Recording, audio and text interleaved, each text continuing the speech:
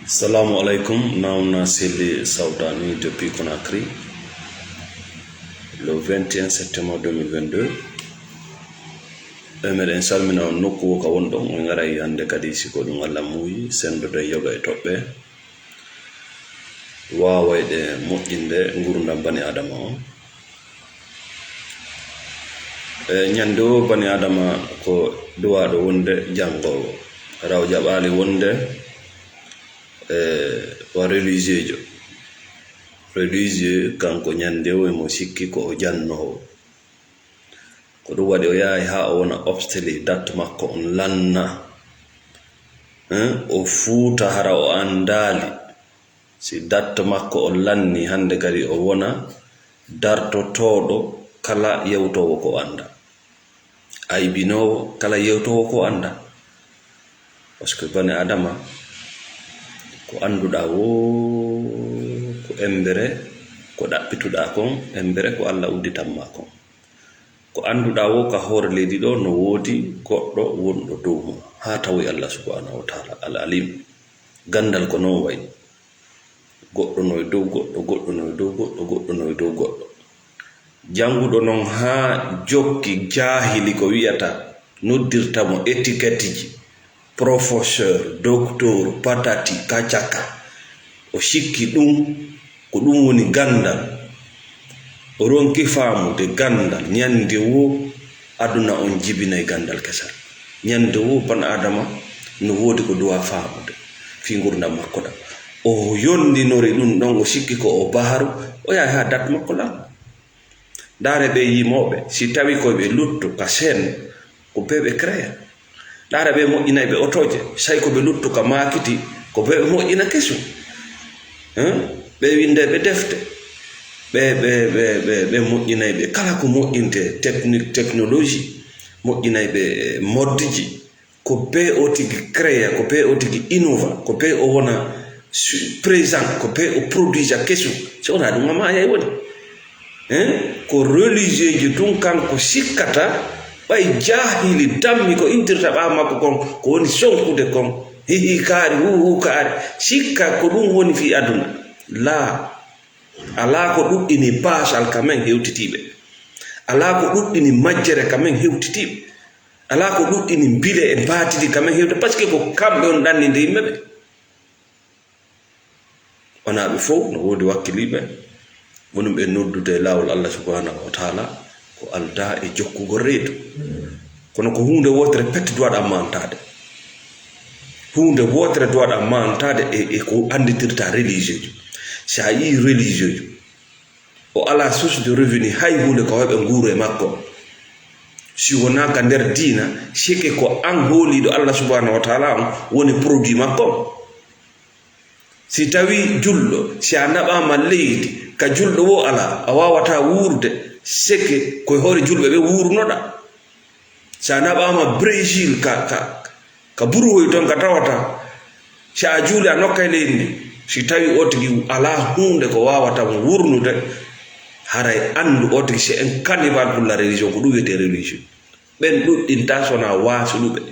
ɓen ɗuɗɗinta sona miskinɓe, ɓen ɗuɗɗinta e leydi sona torotoɓe, ɓen ɗuɗɗinta e leydi sona du'otoɓe.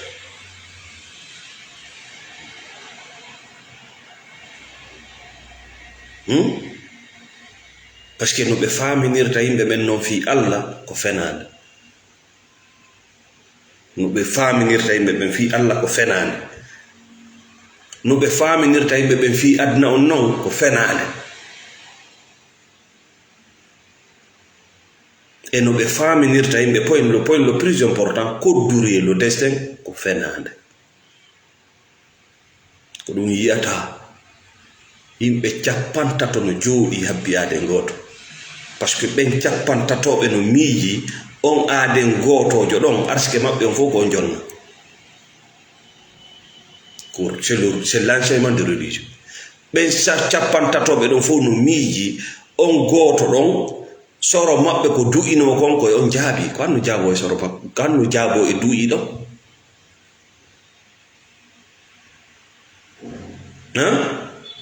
Donc on no tigi doit famude nous créons notre destin avec nos décisions. I koduriyeji koko wiyete koduriye ko alla muyi. Tu crées ça avec quoi? Avec tes décisions. Ko an remata koduriyeji maɗi Allah tagatama o teddinire o waɗe bani adama o waɗe suɓotoɗo ronka famude koko suɓiɗa ko wonɗa hendade ko ɗum ɓe innata cause et effet. Allah no weƴƴiti leydi ndi himo yubbude ndiyam makko ɗam ko handi kon no faala. Himo weƴƴiti leydi ndi fii fof ka nder leydi jawle no woodi, ka dow leydi ngallu no woodi. Himo yubbude kadi ndiyam makko ɗam fii fof. Ko an andi ko on ɗum hande kadi faala. Hande kadi koddoriye ma on no humodiri e pehe ɗe ƴettanta fi gurdam maɗa ko ɗum woni gonga. Luddi kon fof ko beppale koko yaltinta hinkoye fuufa fuuyi.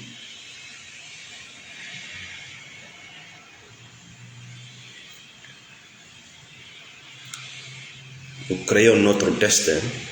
avec nos décisions. Kono non ɓuri yormude ko nde tawata buy e meɗen hay ɗin décision ji ɗen pehe wona ene woni yettude. Andi si tawi gurdam maɗa gandal ngal falaɗa jangude, gandal tawa ngal duwaɗa jangude, wona an woni suɓade. C'est un religieux ko religieux jo wi'ay ma ko nde deftere jangata koye nde fedde wonata andina Allah wonɗa rewde ko kanko wonɗa rewde. Parce que kanko c'est selon ses intérêts politiques, économiques, géopolitiques, reedu makko ndu, c'est en fonction de ça qu'il étudie. Donc on ɗo yaltoyta ko poubelle ñoogo. Si tawi gandal ngal jangata ngal fi aduna ko goɗɗo jooɗoto winda ɗum politique copia leydi, inna ko ɗum ɗo duwa ɗum jangude ka école ka université ko ɗum ɗo duwa ɗum jangude. Tawi wona an wawata immanade hoore ma suɓo waɗa recherche ndara ko honɗum hakkille maɗa firti e muɗum. Andi an on gurdam maɗa no anda ko on to yaltoyta. A wonata sona un fonctionnaire malhonnête voleur ay hunde a ɓokkanta hoore ma nano fere leydi mani. Destin ma on na an woni mo windude. Si tawi ka nder famille ma wona an andi kombo jombata, wona an andi ko honɗum waɗata jawdi ndi wonɗa ɗaɓɓude ndi, wona an andi ko leydi honto wurata, a andi battane ma on no anda ko lampu gerto nagge, a andi an battane ma on no anda ko fure waccaɗo.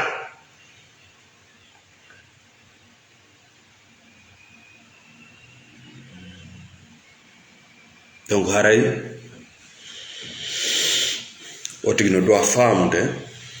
nous créons notre destin à chaque pas que nous effectuons, c'est-à-dire teppere be teppere nde wallinɗa hara hiɗa remude koddoriye ma o ko ɗum suɓu ka wallinta teppe maɗen ɗon. Yalta e on ɗayni wona a fello wona a leggal. Ko ɗum waɗi si Allah inni mi teddinima, teddugal ngal fira goɗɗum goo wona a leggal wona a fello.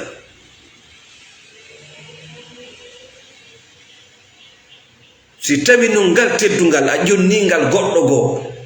yo o haalane ko diina honɗum rewata, ko gandal honɗum jangata,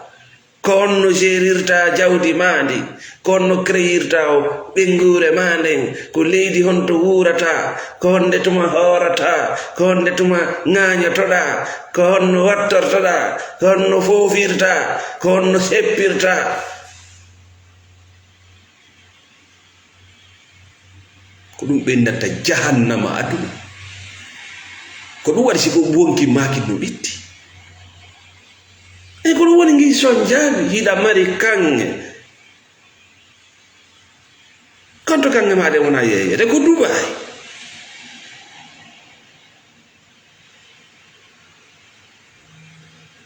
Hiɗa mari jama, hiɗa mari bauxite, ko rewɓe mo jelo watti kanŋe, ko rewɓe mo jelo watti jama. pakoti ko jande e pakoti watta ton e conci poore kono hewdi non c'est le religieux koko jokkuɗa mi fillito kala religieux jo mo yiwɗa o ala source de revenu pour sa propre vie c'est que ko an jokkuɗoma woni produit o an wiitiɗo ko a religieux si tawi a yeehi e leydi ka leñol ma ngol ala ka julɗo ala tawi a wata wonde ɗon c'est que an ko a lorra wonande diina ka parce que hewtinɓe diina kanka men ɗo ɓe tawano ɗo julɗo mais ɓe wawi wurde mawɓe men ƴettuɓe diina kanka men naɓi ka Saralon, Libéria, Congo ɓe yaadu e ngengu maɓɓe e nayi maɓɓe ɓe udditi duuɗe maɓɓe si tawi an 100% nguure ma on ko nder ton ala source de revenu fus ka dépense yalta ma ka coggu ko wiɓe ma janga yalta tawi fof ko nder ton c'est que an ko wa ñaamirowo diina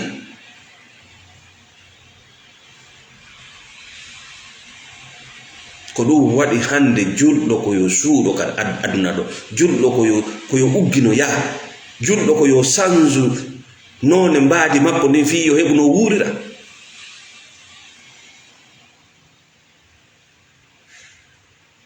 par ce que julɓe no jokki ko jaasi ko ɗanninta ko waɗata bani adama yurmuɗo fuufa fuujo yore lendi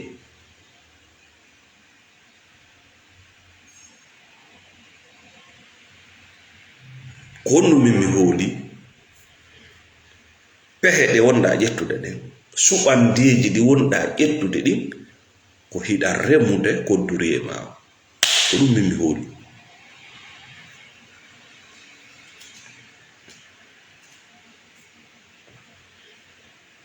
hay si tawi ko ɓuri hewde yimɓe ɓen kamɓe hiɓe miiji awa yarugol ni wuurirgol no wuuriri wo wuurugol no wuuriri wo machine yelo ko yeli wo ñande go goɗɗum no wawi moƴƴude wala ko kodduri wala ko duwawuji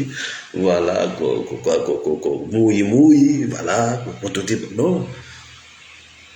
le monde adna mo yiɗa à la fin o waɗay mo kala e place mum waɗu kala ko faalna sakkito ɗum aduna on joɗɗinay mo kala e jollere ka duwaɗa jooɗade ɗon ƴettu kala masque mo faalɗa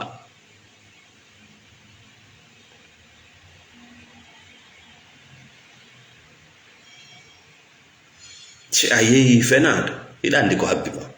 c'est une décision si a yeeyi gonga iɗa andi ko habbi ma oɗum yalde yigo yurmina yeeyi sa yi goɗɗo no yurmi wattan yiila ko karma yurmediji buyno ton ko jikku sa yeeyi fenade ko hutare soñata sa soñi hutare ko basal si basal ari ma a yurma a tawto kono woni yaw gollida e makko na wiɗa yurma yeeyi gollida e makko a anday o yiɗa na wonki makko ki hay ko moƴƴi yaw gollida e makko a yeeki sam fenande nden e jamfa on e ponkiki o wi ɗum ɗon andinte Allah toñata jeyaɗo makko neɗɗo yeeyuɗo gonga golluɗo gonga soña ko wiyete ko hoolare al amana confiance heɓa kalsi heɓa jawdi heɓa jaw heɓa teddugal yaw gollida e makko a weltoto a ninsata ko huwodirɗo ɓeɗo ɗiɗo namo kala remu ko woni e soñude ko wona ɗum fofufu no manti no ñoño ko waliyu ko ne ko beppale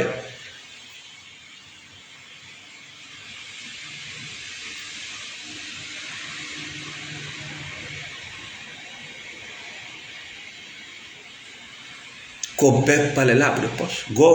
goto waɗama baaso sona suɓande maade, goto waɗama ngalu sona suɓande maade. A yejjutu ɗum, mais c'est une décision no metti noon sifade si neɗɗo ko galaɗi woni ka hoore makko,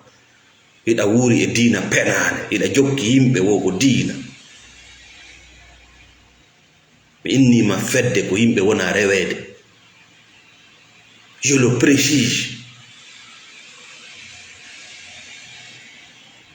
Rewowo Allah ɗanninta bani Adama, rewowo Allah simo hoore lendi ngo ɓittaki, rewowo Allah ko tiiɗuɗo, wona yurminkintoɗo, wona wullo, na ñamode miyette.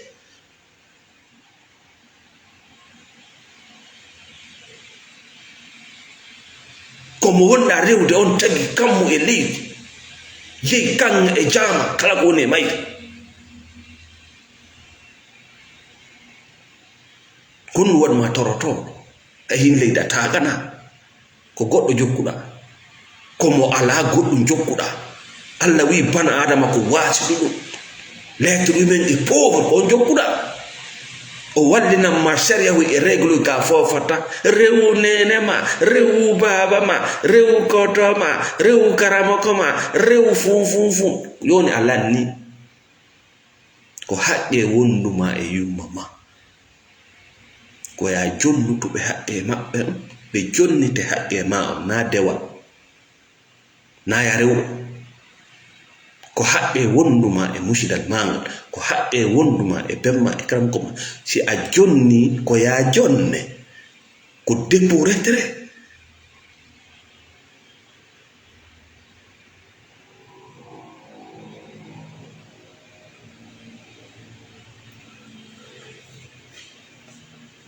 Fiyonno ko debbo retere parce que ko ha to jinno an kadi. Tu n'es pas un Dieu. Ko Allah jonnata wato ñina ya jonno. A joganaki hay goto, a joganaki woturu sona kon ko ɓe jonnoma.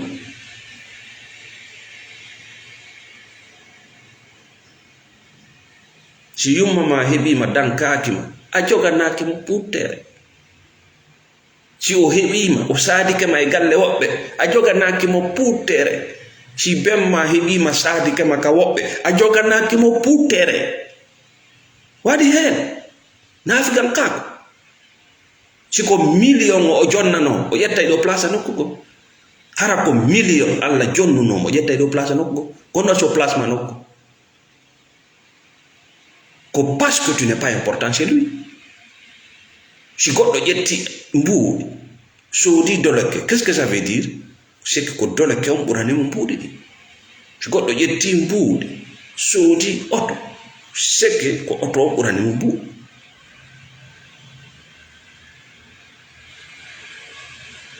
Donc si goɗɗo heɓi ɓiɗɗo tawi wata wondude e mum, c'est ko faaka.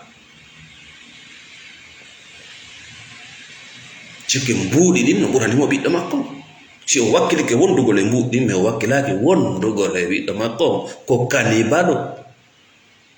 A jogannakimo puttere.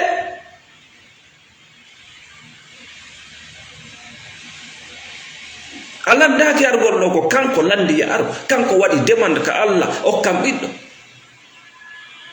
Allah wimo hino ɓiɗɗo ta warmo. Si o hawkima o ware.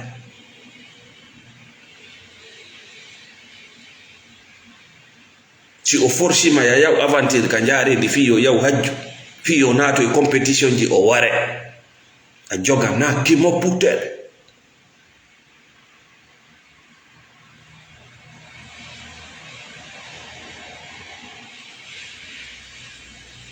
Ene weltani kala wonɓe dankade ɓiɓɓe mumɓe, ekkitaɓe gandal tawhidi, ekkitaɓe métier no ɓe wuurira. Immo daranɗa gurdam maɗa, wata faw ɓiɗɗo ma on yo darnane suudu ka waala, nde mo wara yo tawa heɓi ɗum haysiko concours. Koni suudu ɓura suudu, haysiko concours. Wata faw ɓiɗɗo ma on soodugol bama ko wattoɗa, watto ɗum atto janɗuɗo wiyaɗa watti ɗum. sai ko ɗum fa Allah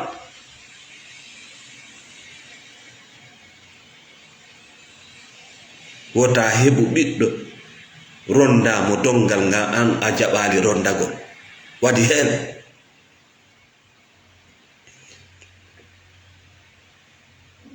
kanna rondoɗa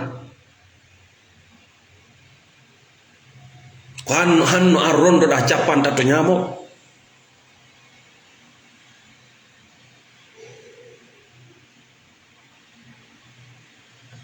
donc oui, nous créons notre destin avec nos décisions. Donc, si il est remo de kodurieji men ɗin il est remo de kodurieji men ɗin e fe ƴettugol pehe men ɗe ama ay o balɗe ko wiyeten ko ɗoyngol Allah ko faala o waɗata iɗa waɗa ɗo joni goɗɗum o ɓeyda balɗe maɗe ara ko jango mayata winna pooɗa nelan on ɗon pooɗe himo récupéré araɗa dowa yawde ɗo santango récupéré ka bimbi ɗo o wife kombo lanndatomo Allah a yawtaka fi Allah ko ɗum waɗi sukkude Allah ko yurmene ko yurmi ñoña sukkude noon kala ko woni turnde kanko woni e turnude hunde ala wadde ɓawa makko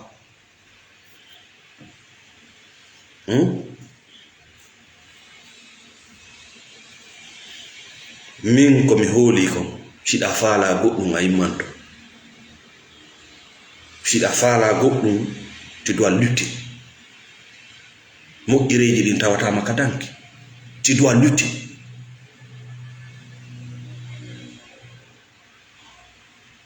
tu dois faire le premier pas siɗa faala goɗɗum tu dois lutter siɗa faala rewde Allah ko ya ɗofto ko fowno ko ɗum trompi iblis ha o yeddi Allah o ndaaro mo o wi'a yo sujjango o ronki ndaarde wiɗo yo sujjo c'est ça la religion c'est-à-dire wota ndaaro ko wonnoɗa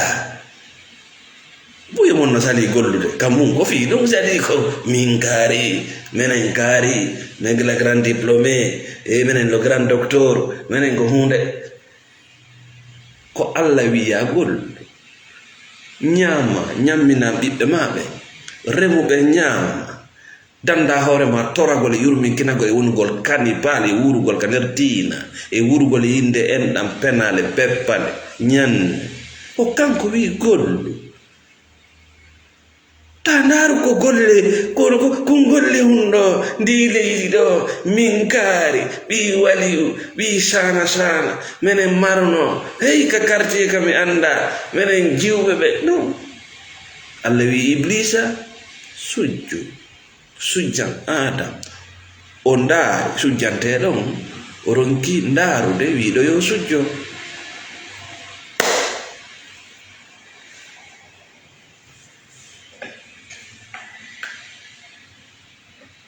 ko ɗum heɓi mo o rajimo ko raɗere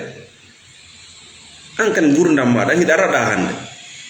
hiɗa raɗa yaltina au paradis ouais, tu n'es plus au paradis. Le paradis c'est lorsque tu vis ta vie o tuma tawi ɗa wuuri gurdam maɗa hiɗa wuuri e leydi ka teddiniɗa ka goɗɗo wiyatama sale nègre va te faire foudre rentre chez toi ka tawata hula c'est-à-dire gurdam maɗa ko tawata hula goɗɗo sa mara kees walla mara jawdi a hajjinta yimɓe tu s'en fiche de ça tuma tawi bane adam c'est quoi la liberté ko tuma tawi guite e noppi ɗum na haajuma a yalti au paradis regardez Dieu dit il faut travailler ka wonɗa ɗo e ko jogiɗa ko comment cela ah non non fa ni ño ña maintenant hiɗa walde e keeswal min nano bodi hiɗa walde e keeswal suudu e ɗuɗɗe koye keesol walata ça fait pitié. Yarawo bere ida suudade yarawo bere Centrafrique, Congo, Mozambique, yarawo bere walowo e suudu tol mo ala hay ko ñaam hiɗa suuɗade mo fi on ɗum fiiɗa ka makko kon ɗum wonno arrajji maraɗam Iblis sujjan Adama no min ha fuu miɗa ɓuri Adama fuu kanko ko e loopal fuu menen ko ndaygo ni ña awa yaltukal janna gollu leydi ma no mari jama no mari kange no mari ndiyam gollu remu new njulo ekkito métier nafu yimɓe ɓe wuuro ñi ño fuu fa ko diplôme ko kay ko cu ko ca ko jiwoyi ko yiyatala fuu arabujo mo ala ko ñaama yo nange soke jeejama jiiɓa ɓandu maano. Ce qu'on appellerait ici, tu es au paradis, tu t'es pas rendu compte. Tu n'as pas voulu faire tes propres décisions. Goɗɗo nara wulla e ma miɗa tampi mi hajjali wona suudu wona camion wona benowal wona tumbun leydi cewtiɗa ha ɓanɗa kanno ɗaɓɓana ɗum hoore makko lanndoma siko fi ɗum o heɓirma et puis vous faites un prix waɗon prix innamo fala min mi landanoke argol ɗo landomo siko fi benowal fi hajju heɓi o heɓirma lanno anno ɗaɓɓa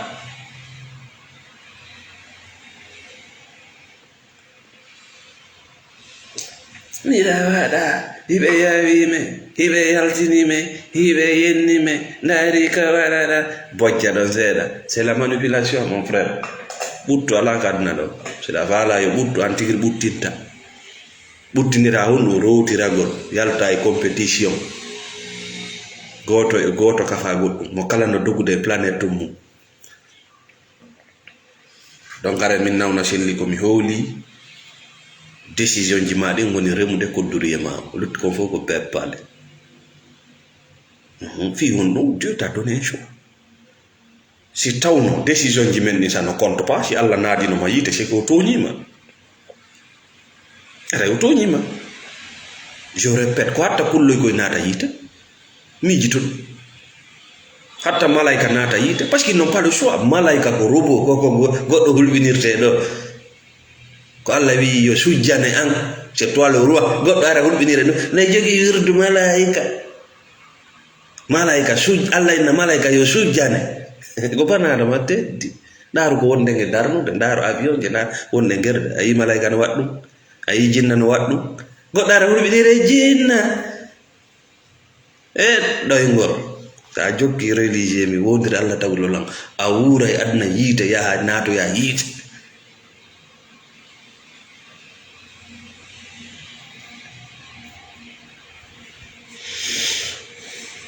la seule façon d'avoir ce que nous voulons c'est de lutter pour l'obtenir c'est tout ko fof ko fenani ko faala kon tawatama ka dangi ndaaru colli ɗi si weeti bimbi wondu luttata e batte may kala sondu ndu yiiɗa weeti bimbi ndu yahaali andu ko bobo mum ma hewti ka ndu maaya ko bani adama werdata bimbi walto ka waali ɗon jogo jikrol si goɗɗo nani goɗɗo heɓi promotion ma heɓi jawdi ma heɓi kaydi inna a duwawu jaabi e duwawu ma jaabi kay il a lutté yaw landoɗa on heɓuɗo kaydi il a lutté ndaar o furɗi ɓay kum furɗu kum o furɗi fi kaydi furɗinimo bappa duwawu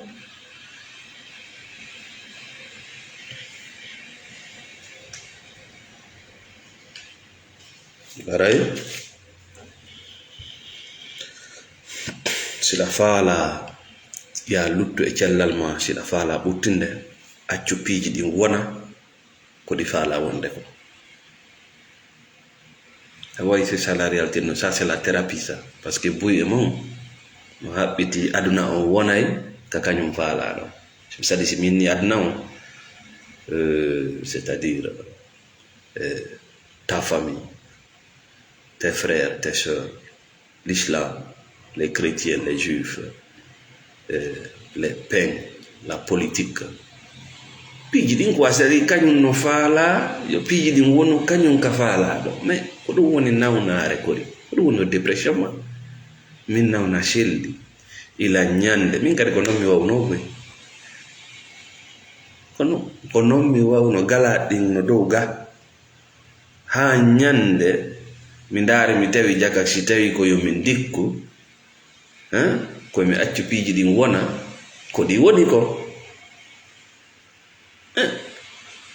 waɗuɗo ɗum on mi anda c'est Dieu Allah subhanahu wa ta'ala waɗuɗo ɗum ko ɗum dewal accugol piiji ɗi wona ko ɗi woni ko acca mboddi wona mboddi mbewa wona mbewa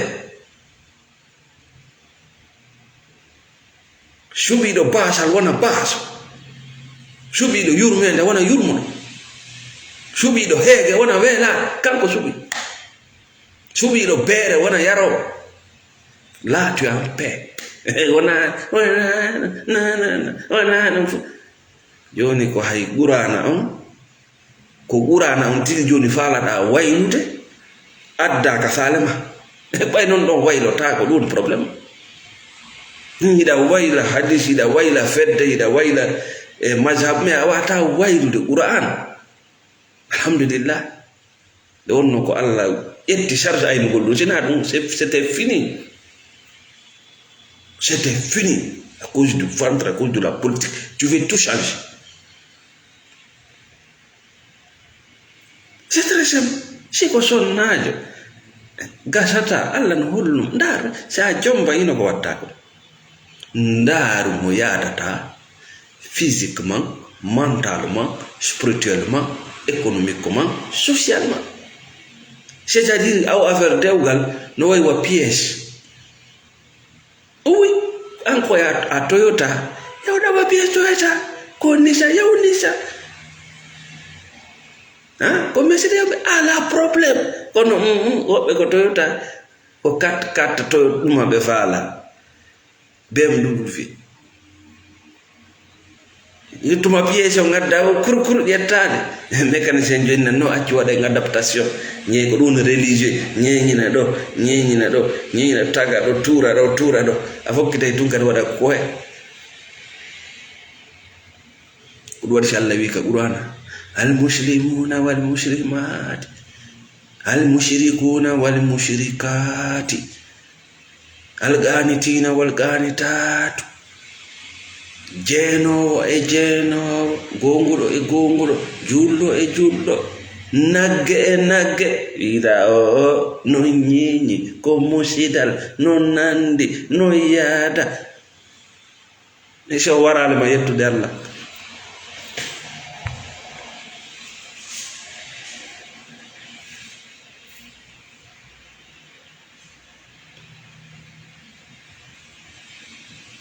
Je suis fier de ce que j'ai quitté pour avoir une conscience tranquille.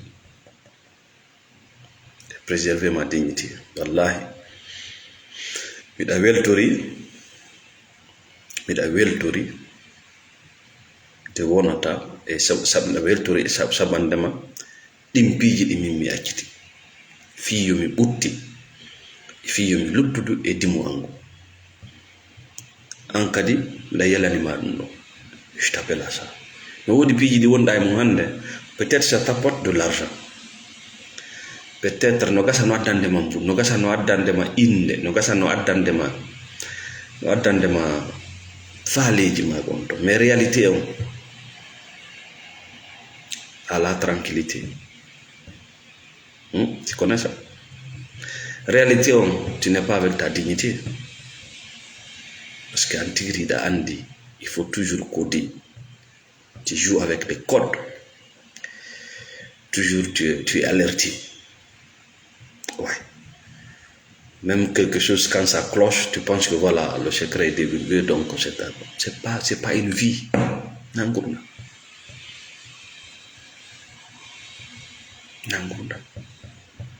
Hey, Nangurna. Gurundandam. C'est la réalité ko gonga kan woni gurdam parce que ko don nyamata anda ko mafi hundu nyamuda way min arani lan e sai mi da way bande nyamete mi nyama e mi lando ene ko mafi hundu mi nyami way samari bi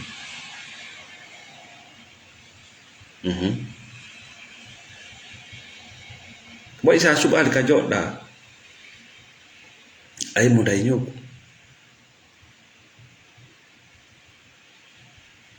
ta subali mo wonda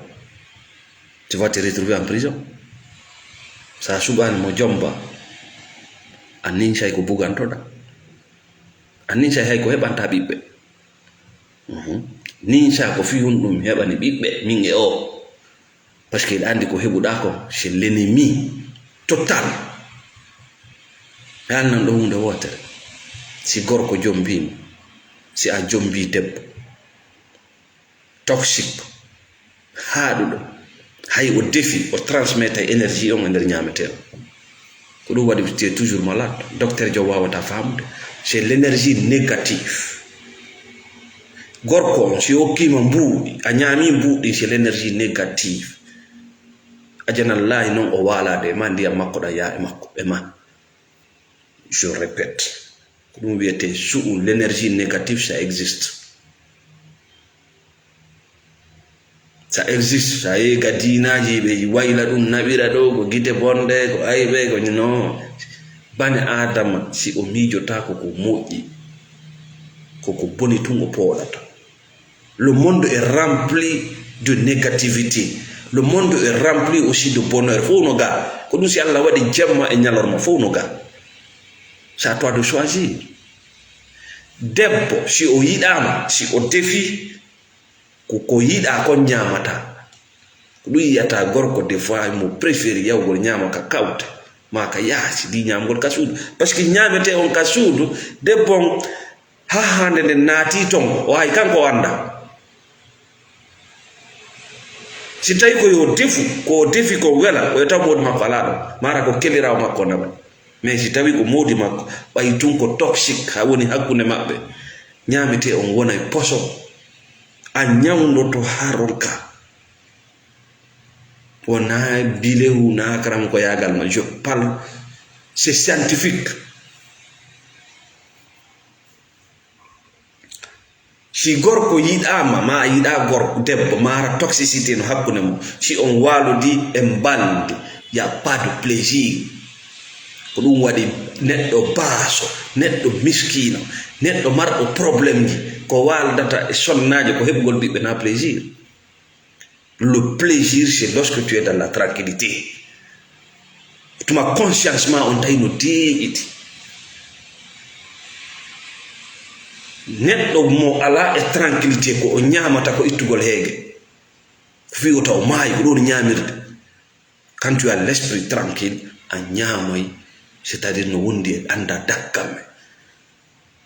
are da way kari suude ko nyama merci Mamadou Salif Diallo Rachlim Diallo merci he kan ko a Toyota yaw da ba pièce Toyota terto da foin e lo monde ko do si Allah indi adna no yaaji bebe no dudi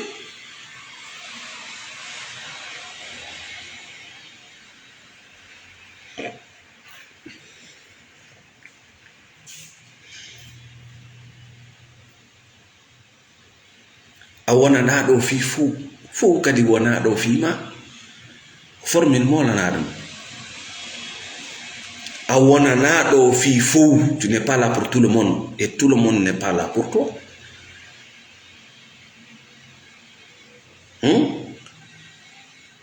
si a teddinirama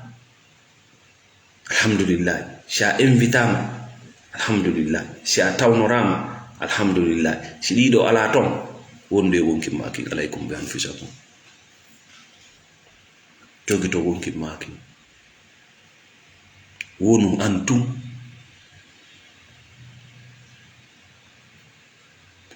antum no buri a wondude e ko sobi si a woni antum a wawi wadde ko wiyete ko méditation dans la spiritualité a yii hoore ma a itti ñowuji ɗin kala ko tawi wona gurdam ma a heefi a itti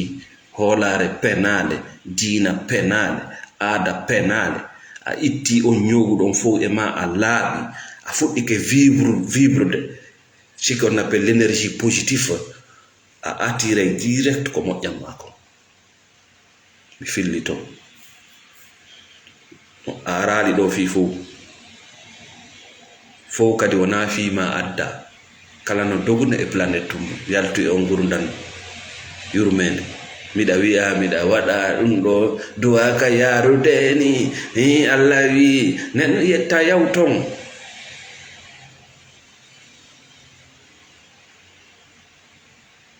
kan wi duwaka ko harmama no dagani woɓɓe ko daganima no harmani woɓɓe tout est intérêt honum ndu waɗa wadde si tawi a tawnoraka a noddaka a teddiniraka wonu feere a hatojina haye maɓɓe wallahi a hatojina e maɓɓe hay fof so hatojina e maɓɓe ɗum waɗi simi innuma ko Allah pet marɗa haqiqa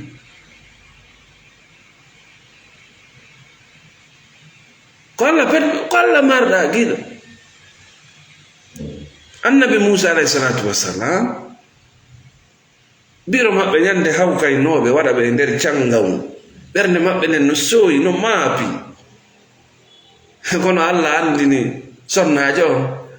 ko kanko woni giɗo Musa koɗum woni goto ɗum ko fof ko beppal wona ko suta wuura ko Allah reeni ko Allah jogi ko tagi ko konnu goɗɗo hulɓidira e ma waɗi he ko an humi ko an sikki Allah ala ka aduna ɗo ko yimɓe woodi koɗum waɗi siɗa tampiɗa sayeta konnu jejanta goɗɗo yo yiɗe yo jaɓe yo invité yo wondu e ma yo yurmine yo damtama nagge ko Allah wonɗa tekkinde a fala wiide o gaynata wanda fima Allah inni yumma Musa waɗumo ka sangaru ɗaccitama no weɓe aɗumo ɗo sigo ene wiyayna waɗata woɓɓe ono waɗa embargo no ari jeejugo sa maayi ko yiite yata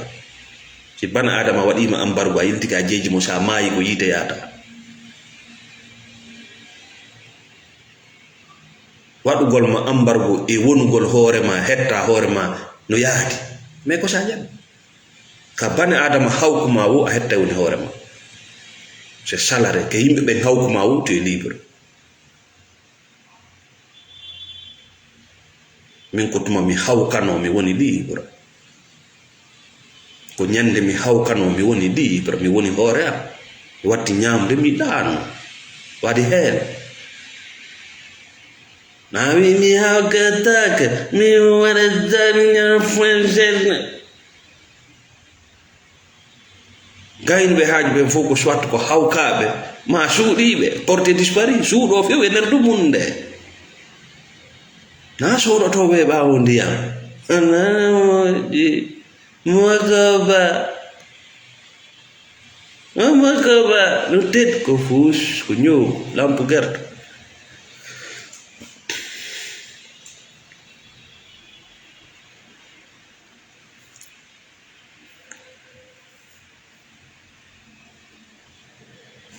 donc aray koko wiyete destin ma woɓɓe inna hoodere enen ko ɗum wiyeten kamen hoodere kaari hoodere ma nden nde arata nde tawa hiɗa waali suddi suuɓi ay annabajo on gaka fello mo fotti e sayyidina Jibril tadi dans la spiritualité si ayawal ngal cippinama hiɗa yiya ngal dans le religieux hiɗa yiya ngal dans la spiritualité misal ɗo joni dans la spiritualité nelaɗo alayhi salatu wassalam suddam mi suumo ɗon yahata ça travaille pas an suddiɗo suumi ça ne marche pas lève-toi ɓum ya ayyuhal mudassir fansir piji din adarantodi mira fana jawdi darantako ko wallahi la mira fana no be arali tawa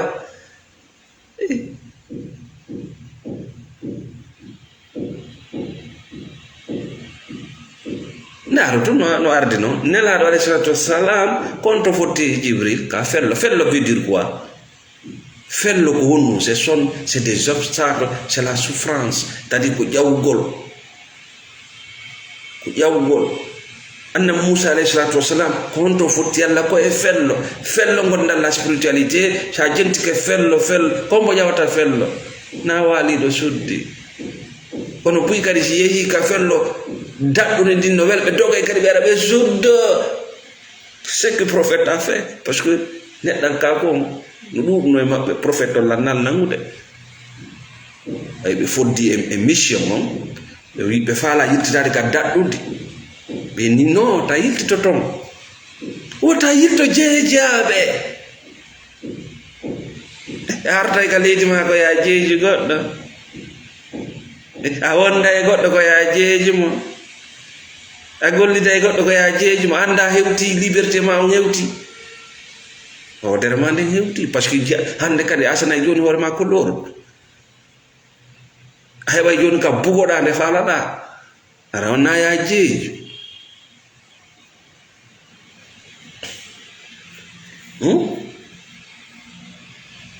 le destin ma ko wiyeten kon hoodere ma le sort ɗum arata tawa ina waali visite inna salamu aleykum ko onon woni ɗo onon makete rajji kaari onon woni ɓiɗɗo kaari ha toon e suddare nde seeɗa awa hino ɗo ko teddugal mon nane wakkile ɗam non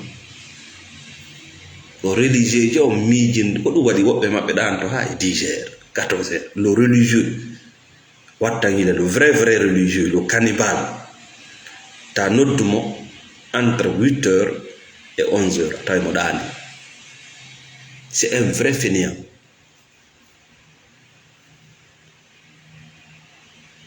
Vrai religieux.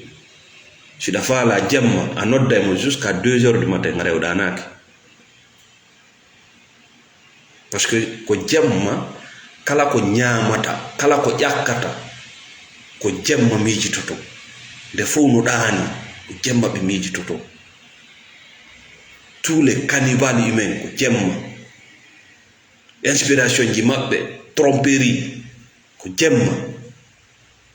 nde fof no ɗaani il s'inspire de la malédiction comment boire ton sang honno ɓe sendirtama e ɓengu ma honno ɓe sendirtama e jawdi ma honno ɓe yartinirtama e ndir leydi honno yeyirta galle maɗa koye honɗum ɓe nodda e ma ɓe jatta jawdi maɗa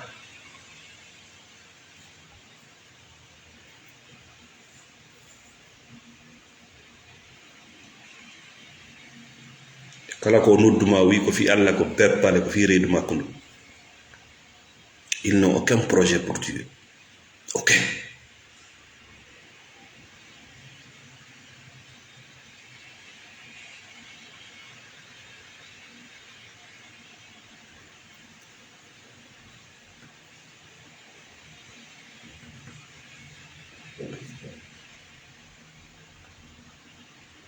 si ɗa faala fottude e hoodere ma nden testament on ɗa dowa yaltude ɗaɓɓita ɗaɓɓita a yaltu ɗaɓɓita o ɗaɓɓita o kanne Allah no wawno wadde ɗe kaaƴe ɗe wonɗe yiwde ɗo tawa kanje wonno kan mais na noon o desinira aduna makko si ɗa faala ko kelɗi kon a yanganto ɗum waɗi si o naɓi kanŋe ɗe ley sa ɗaɓɓiti noon a yii filon on hiɗa wawi yawde ka roche je ley ko ton kanŋe ɗe woni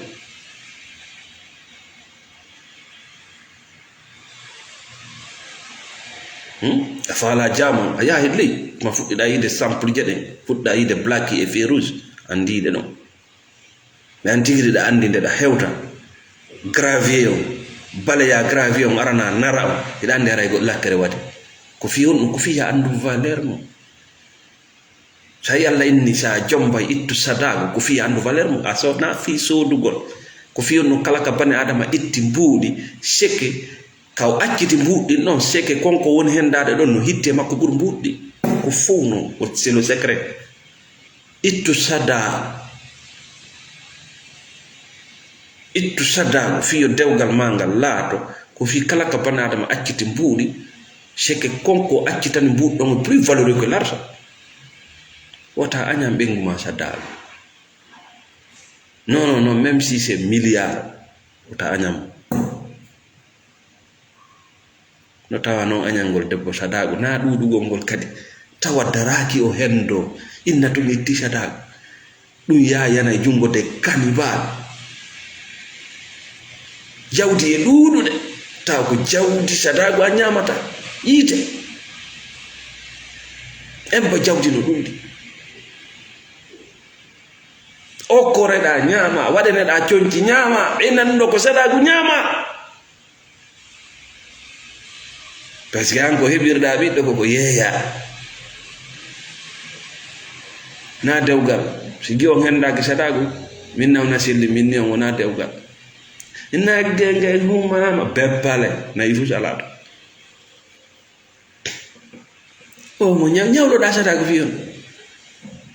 o be nyawli ke sadago dari criminel jo hida wadi valise dew jonji nyawla har jattanu inna ko sadago nagge hida wadi jawdi jamal 1 million don kono nyawlon tra sadago wo kadi ko yettugal deftere nden o ko woni sa kanje deftere ye la ilaha illallah ko deftere nden mo wadi sadago kanje deftere on to da deftere kanje deftere an ala mbudi fus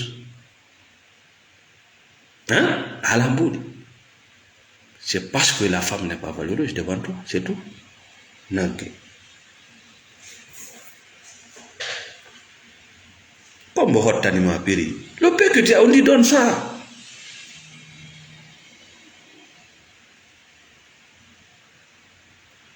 ɗum ɗo ko honno heɓorto ko heɓuɗon feere mum wo si tawi jonneteɗo on jaɓi yappata ko ɗum kadi aron ko par ce que y a pas la volonté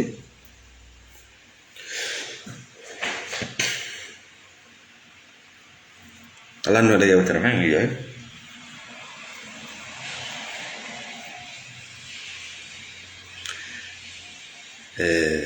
mo ndaari yo aduna tawe ngurdam maɗa les meilleurs moments de ta vie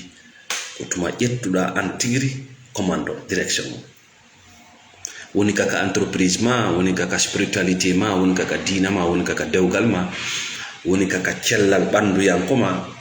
woni kaka politique ma ko tuma an tigiri ƴettuɗa direction sino sana pas marché ko honnon ɓe maaki ko honnum be fottani jahannama wonda yawde minni non jahannama tawi dungo jahannama religieux gigiti be on halde en ala danade ko jahannama sawdani on ala danade mais pas tranquille ila sofi asika yite ila suti sonna jama wata hoira bugota ko enta non ko c'est zéro tu en avais tu touches pas la soutino no dame ida time gatti o gibe soit c'est la distance ma ngono akune mom patati patata dewle konyo kanya ça c'est quoi ça c'est quelle vie awonde bibbe mi data wayo wandira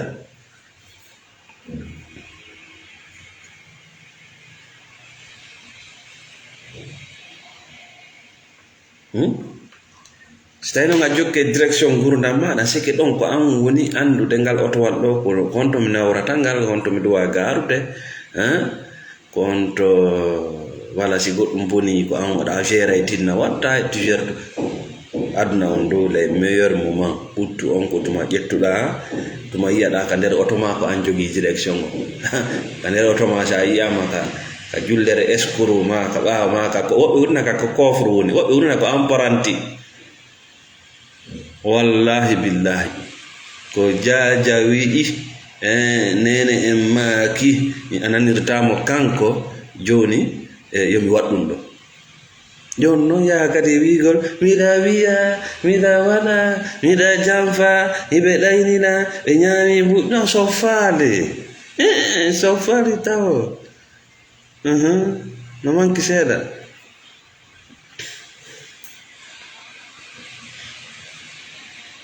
ko ɓayi ɓe innime nene ma aljanna tase créé may bro aljanna ko créé ɗum de ande